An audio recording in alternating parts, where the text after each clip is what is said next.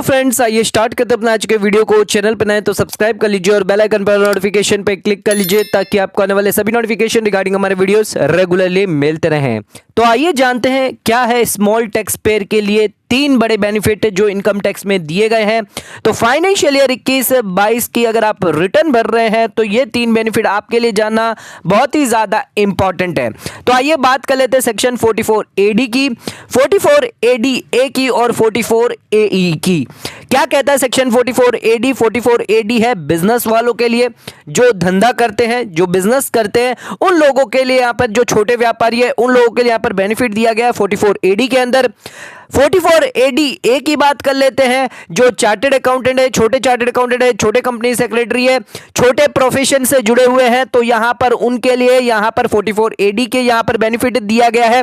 उसी के साथ बात कर लेते हैं छोटे ट्रांसपोर्टर जिनके पास 10 से ज्यादा के व्हीकल नहीं है, उन लोगों को यहां पर बेनिफिट दिया गया है 44 AE के अंदर। तो ये 3 लोगों को यहां पर जो है बेनिफिट दिया गया है, छोटे व्यापारियों को, छोटे यहां पर प्रोफेशनल को और छोटे ट्रांसपोर्टर को यहां पर बेनिफिट दिया गया है। आइए देखते हैं किन किन लोगों को क्या क्या बेनिफिट दिया गया है, क्या क्या यहां पर कंडीशन दी गई है। बात कर लेते हैं 44 AD के बारे में। सबसे पहले अगर आप बिजनेस से जुड़े हैं, बिजनेस करते हैं, छोटे व्यापारी है, आप रेसिडेंट इंडिविजुअल होने चाहिए, HUF होने चाहिए।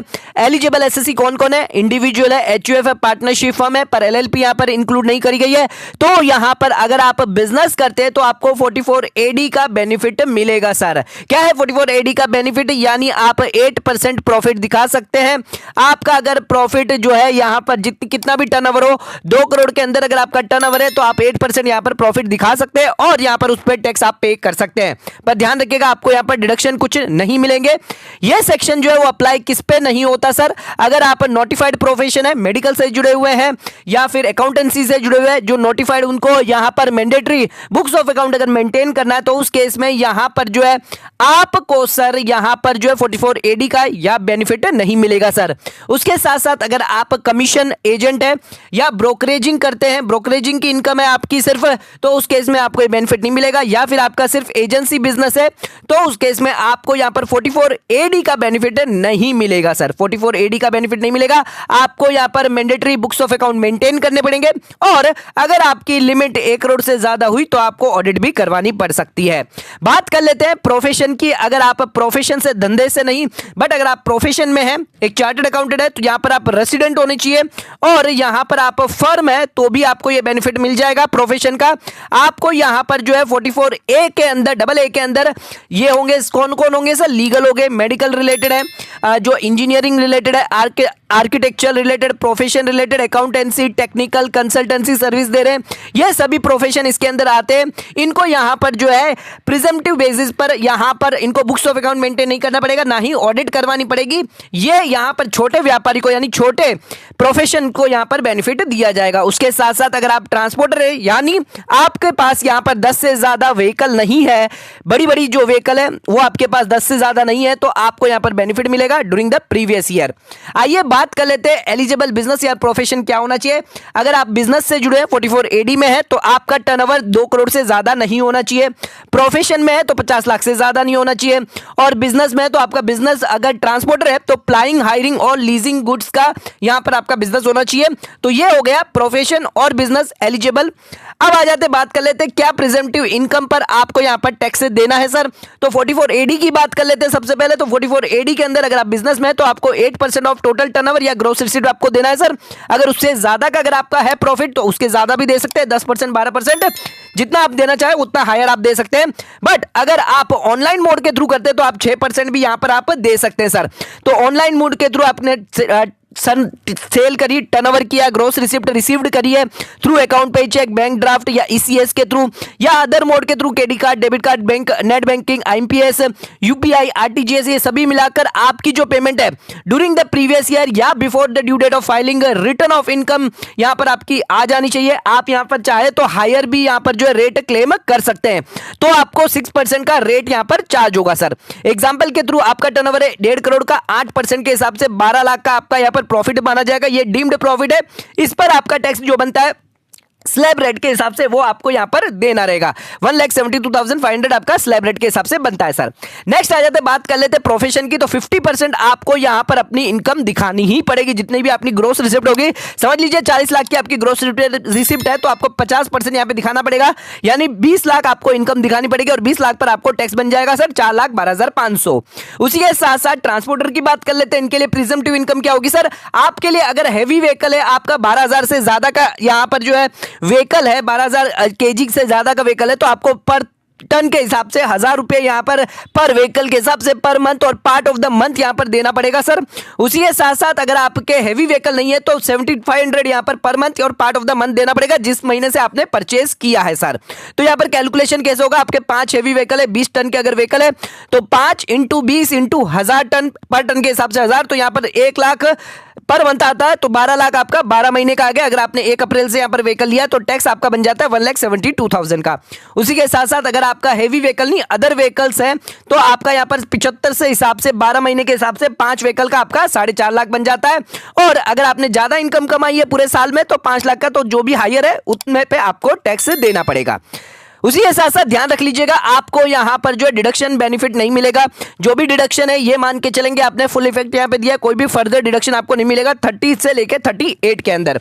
उसी के साथ साथ यहां पर जो है सैलरी और इंटरेस्ट का बिजनेस के अंदर आपको बेनिफिट नहीं मिलेगा। बिजनेस और प्रोफेशन के अंदर सैलरी और इंटरेस्ट जो पेड करते पार्टनर को उस केस में नहीं मिलेगा, बट ट्रांसपोर्टर के केस में आपको मिल जाएगा। बट वहां पर कंडीशन 40B की अप्लाई हो जाती है, यानी 12% या फिर यहां पर रेम्युनरेशन जो है लिमिट से ज्यादा नहीं होना चाहिए।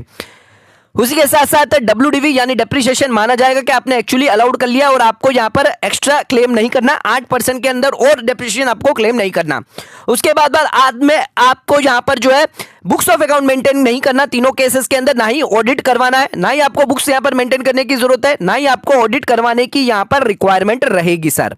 बट अगर आपने 44AD के अंदर अगर 5 साल के अंदर जिस साल से आप एप्लीकेबल है सर 44AD आप ऑप्ट कर रहे हैं उस साल से लेके 5 साल तक आपको कंटिन्यूसली 44AD यहां पर 8% इनकम दिखानी होगी।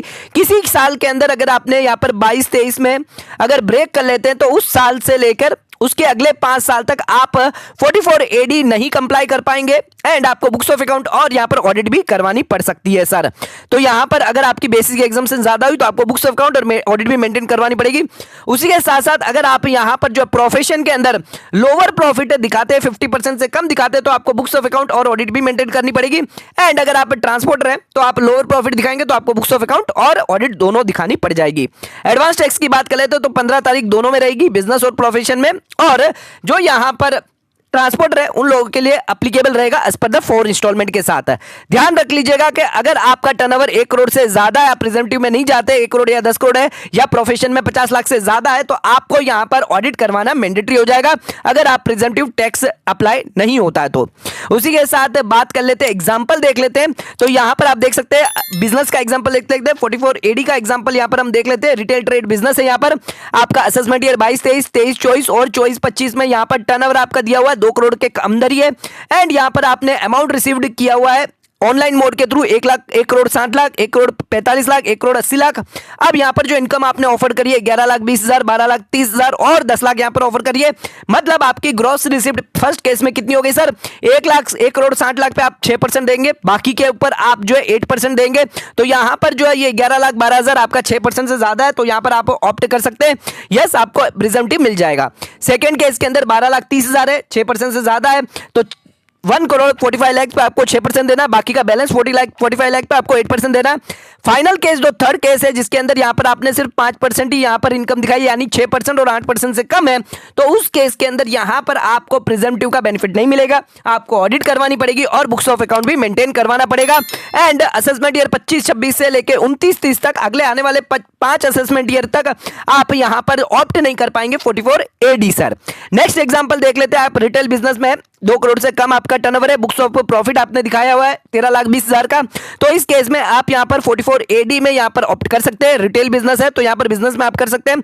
इनकम कितनी होगी आपकी 8% के हिसाब से 15 लाख 88,000 होगी। अगर किसी साल आपने यहां पर जो है 8% नहीं दिखाया कंटिन्यूसली 5 साल में, तो आपको यहां पर असेसमेंट ईयर समझ लीजिए 22-23 में आपने नहीं दिखाया, तो 23-24 से लेकर 27-28 तक आप यहां पर बेनिफिट नहीं ले पाएंगे प्रिजम्पटिव का सर। उसी के साथ साथ आपको यहां पर बुक्स ऑफ अकाउंट मेंटेन करनी पड़ जाएगी और यहां पर बेसिक एग्जाम से लिमिट एक्सटेंड हुई तो बुक्स ऑफ अकाउंट और ऑडिट भी करवाना पड़ जाएगा सर। क्या होगी यहां पर ड्यू डेट? तो सर प्रिजम्पटिव के लिए ड्यू डेट है 31 जुलाई 2022 और अगर आप ऑडिटेड करवाते हैं तो आपके लिए ड्यू डेट रहेगी सर 31 अक्टूबर 2022 है। आइए बात कर लेते हैं ट्रांसपोर्टर की। ट्रांसपोर्टर के लिए यहां पर 44 AE दिया गया है। अगर आप हेवी गुड्स व्हीकल परचेज करी हुई है, यहां पर देख लीजिए आप, यहां पर 7,000 की व्हीकल है केजी में, 6,500 की, 10,000 की, 11,000 की, 15,000 के यहां पर केजी की व्हीकल है। कितने नंबर ऑफ व्हीकल है? 213,121, मतलब यानी टोटल 10 से ज्यादा नहीं है तो 10 तक हम यहां पर 44 AE के अंदर प्रिजम्पटिव कैलकुलेट कर लेते हैं। ये डेट ऑफ परचेज दी हुई है तो यहां पे ध्यान रखिएगा 12,000 से ज्यादा की अगर व्हीकल है वो हेवी मानी जाएगी, यानी ये 2 व्हीकल हेवी मानी जाएगी, बाकी की ये अदर मानी जाएगी। इसके लिए हम 1000 के हिसाब से गिनेंगे, इसके लिए हम 7500 के हिसाब से गिनेंगे।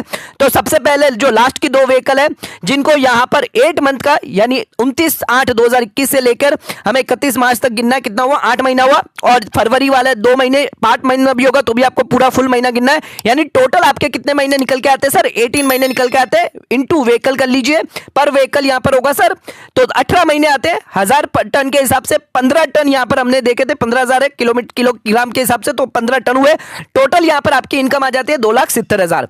उसी के साथ साथ बाकी के अगर हम लिख लेते हैं, बाकी के जो व्हीकल है उनके महीने निकालते हैं तो 55 महीने निकल के आते हैं व्हीकल के हिसाब से। और यहां पर डेट ऑफ परचेज के हिसाब से अगर आप कैलकुलेट करते हैं तो 7500 के हिसाब से आपका निकल के आता है सर 4,12,500, यानी टोटल आपका यहां पे आ जाता है सर प्रिजम्पटिव इनकम 6,82,500। तो ये प्रिजम्पटिव इनकम आप यहां पर दिखा सकते हैं फॉर द असेसमेंट ईयर 22-23 के लिए।